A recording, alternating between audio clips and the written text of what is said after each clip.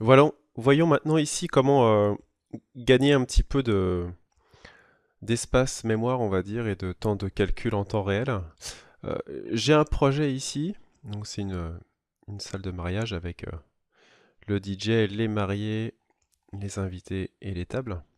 Donc c'est déjà un petit projet qui est assez lourd, hein, puisque vous voyez sur chaque table il y a un niveau de détail qui est, euh, qui est assez poussé. Vous voyez, si j'affiche les géométries cachées, on voit que les verres sont assez détaillés. La cuillère comporte pas mal de faces et puis les sièges aussi. Donc on va décocher géométrie cachée et on va essayer, je dis bien essayer de naviguer. Alors ça c'est vraiment très pénible. C'est-à-dire que vous avez terminé votre projet, puis maintenant pour naviguer dedans, bah, c'est assez long. Alors ça on le voit souvent avec les ombres. Vous voyez, les ombres sont activées, mais ça met un petit temps à réagir. Bon, sachez que vous ne pourrez pas faire malheureusement de grands miracles, mais par contre, pour que ce soit plus agréable à l'utilisation, vous avez soit les styles ici, donc qui vont vous permettre, ici si je passe en mode filaire, vous voyez, de retrouver de la réactivité au niveau de la navigation dans mon fichier. Sauf que, bah, en contrepartie, bah, on voit plus rien, hein. On a tous les gens en fantôme, et puis surtout, bah, on fait abstraction des ombres, ce qui est quand même dommage. Moi, j'aime bien ce petit rendu avec les ombres. Voilà. Donc, on va refaire l'essai. Vous voyez, je navigue, hop, je perds mes ombres. Bon, c'est un peu embêtant.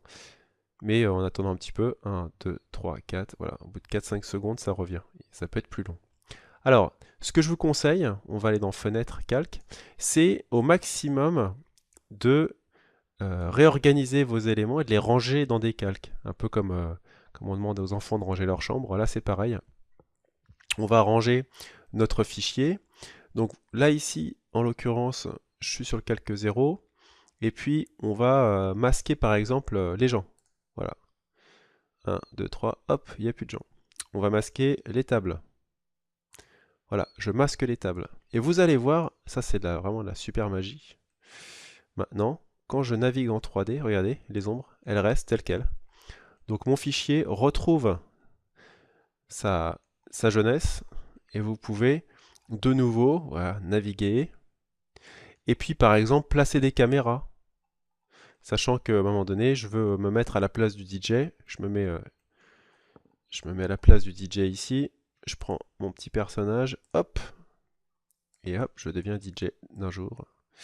Donc je recule un petit peu, avec ma loupe, on va augmenter le champ angulaire, je vais taper 60 entrées. Voilà, j'ai une vue plus large. Et là, je peux créer une scène, petit plus. Je vais remettre mes tables, je vais remettre mon plafond, je vais mettre les gens, ici. On va enlever le plafond. Si je veux laisser le plafond, il faudra que je désactive quelques paramètres au niveau des ombres pour pouvoir retrouver de la luminosité. Donc on va désactiver les ombres ici, tout bêtement. Et vous voyez, il va falloir jouer de la lumière ici pour retrouver quelque chose de correct à l'impression et à montrer à son client. Donc voilà, donc utilisez au maximum les calques. Je vais vous montrer rapidement comment créer un calque et mettre un objet dessus, si vous ne savez pas. Donc ici, j'ai des enceintes. Je vais mettre les deux enceintes sur un calque. Donc je vais d'abord créer un calque que je vais appeler son. Voilà, où je mettrai tous les objets son sur ce calque-là. Ah, la platine n'a pas été créée en composant, c'est pas bien. Clic droit, info sur l'entité. Et là, les objets sélectionnés, je vais les mettre sur mon calque son. Voilà. Ce qui fait que maintenant, je peux masquer les enceintes. Hop, il n'y a plus de musique. Pourtant, les invités continuent à danser. Donc voilà. Et là, mes objets sont sur un calque, sont rangés. Je peux les désactiver ou les réactiver à volonté.